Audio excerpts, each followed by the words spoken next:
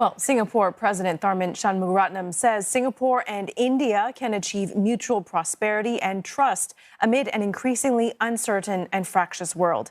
He says Singapore is committed to investing and participating in India's ambitious plans for the future. Mr. Tharman is on a 5-day state visit in India. Aslam Shah files this report from New Delhi. An entrance by a Singapore president after a 10-year wait. Against the opening bars of the island state's national anthem, Tharman Shanmugaratnam, accompanied by his wife Mrs. Jane Itogi, made his arrival at India's historic presidential palace. There he was hosted to a state banquet on the invitation of the Indian president in his honor.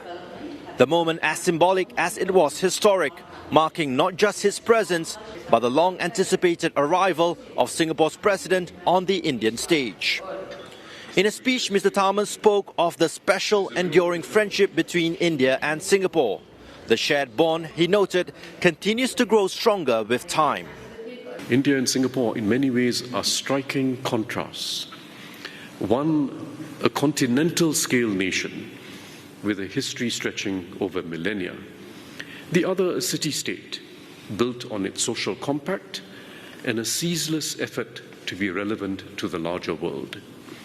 Yet we complement each other and have found ways to tap on our differences to strengthen our partnership.